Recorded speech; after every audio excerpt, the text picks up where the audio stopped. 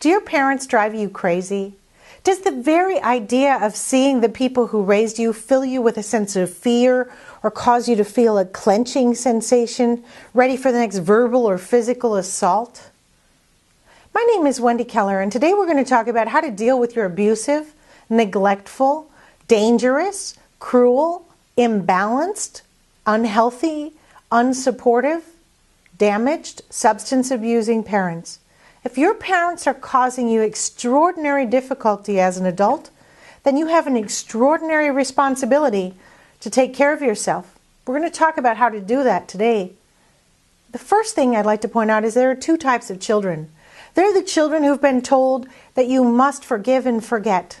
These are the kind of people who bake a cake and bring it to their father's birthday, even though he abused them physically or sexually or verbally when they were growing up. These are people who have this sense of guilt about their participation in how they were treated when they were a little kid. Or they would feel guilty if they didn't go to see their parent, even though, frankly, they dislike or even hate their parent. It's for the people who hope that the next family get-together is going to get closer and suddenly they'll have the beautiful storybook childhood that they always wanted. But instead of a get-together, it would be better called a get apart. There's always fighting and drama every single time. If your parents cause you enormous pain, or they did in the past and it's really hard to deal with, you need to figure out how to deal with them now that you're an adult, in adult ways. There's the other side of the kids too, the other type of kids. These are people who have a lot of energy about their parents and they're busy being angry, or they hate them, or they have huge fights where they don't talk for weeks or months, and then they come back and they have another fight, and they're constantly in this drama, this seesaw of anguish with their parent. Do you really think your parent wants that any more than you do? Of course not. In neither case, you're not helping anybody. Here's a question for you. If your parents were strangers, would you spend time with them? Would you say, gosh, this person's interesting. This person's nice. This person contributes to my life in a way that's meaningful and is grateful for my contribution. This person is a good example to have around my children. I'm honored to introduce these people to my friends. Or would you say something else if you were telling the truth? My daughter is 22 now, and I told her when she was growing up, the definition of good parenting, you may have heard it yourself. The definition of good parenting is raising a child who, when it gets old enough, can afford its own therapy. I'm sure that all parents do bad things. I know I did. I know you're doing bad things if you're a parent. We're not talking about the minor irritations your mother comes to visit and she rearranges your kitchen and puts things in the wrong order and teases you about having food she doesn't approve of. I'm talking about parents who are mentally unbalanced or emotionally immature in a way that causes continual pain for you year after year after year. Unless you can sit down with that parent and say, look, I care about you as my parent. I want to honor you in this relationship, but here are some challenges that I'm having. Can we discuss this in a mature way? Unless your parent is willing to have that engagement with you, or they're willing to apologize for whatever extraordinarily unkind, cruel, difficult things they did when you were a child, you don't have a relationship with them. You're imagining you have a relationship, and because what you really have, your reality doesn't match your fantasy, you're feeling this conflict in your head. We're going to talk about that today. We're going to talk about the 5 ways that you can manage your relationship with your parents in ways that are truly helpful. Number 1, you could avoid these people. You can utterly avoid them, him or her. You can avoid them. You can move across the city. You can move across the country. You can even move out of the country. That's avoidance. That's you taking yourself completely out of the picture. Nobody can drop in on you if you live a 15-hour plane ride away. You can avoid. The second thing you can do is you can say to yourself, I don't need to see them.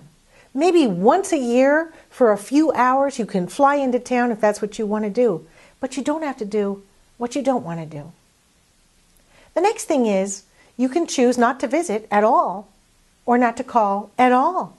There are plenty of grown children who recognize that we have a responsibility as adults to ourselves first. Love your neighbor as yourself.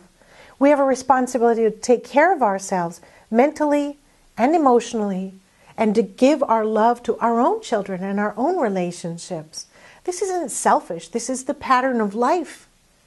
If your parents cause you all kinds of angst, you can choose not to call, or to call less frequently, or to hang up when your parent becomes abusive or unkind, or starts to say terrible things about you or your siblings or your other parent, or whatever it is. You don't have to put up with that. There's no law. You have no responsibility. Even if your parent is sick, you don't have to do it.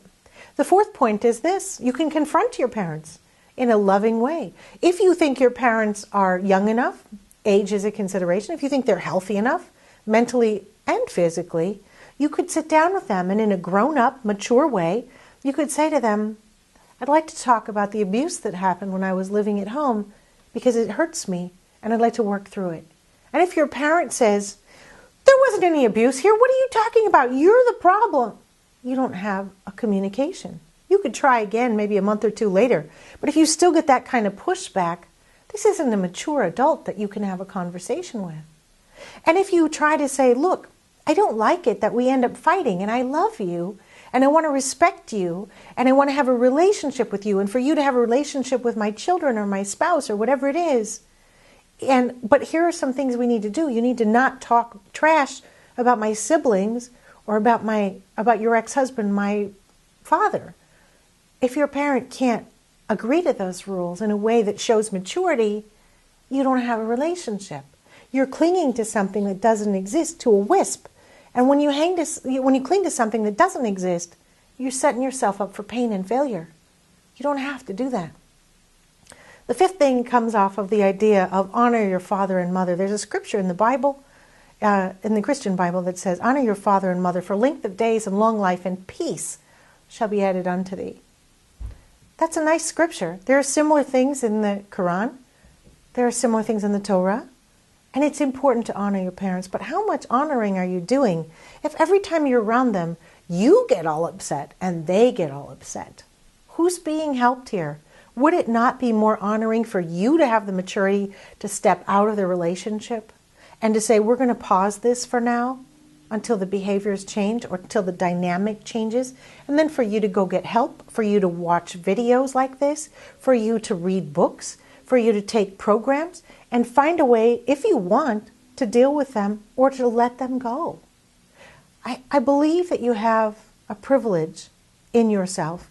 It is the privilege of choosing who you want to spend time with and how. Even if you're an only child and your parent is sick and all the burden of responsibility is on you, if your parent isn't kind to you, you don't have to do it. There are other places, institutions, programs that can help your parent, and you don't need to feel guilty about it. It's not your responsibility if your parent has been unkind to you. Just because someone gave you 18 years of food, clothing, and shelter, you don't owe them the rest of your life. If you can't create a happy relationship with your parents, if you can't be with them without peace, you don't have to be. Give yourself a break. Give yourself time to heal. Give yourself time to rethink a strategy that might work if you do want to be with them in the future. It's your prerogative. My name is Wendy Keller. My work is all about helping people overcome the difficult, challenging, traumatic things in life. I hope you found this video useful to you and that you found it encouraging as you consider your relationship with your parents. Thanks for watching.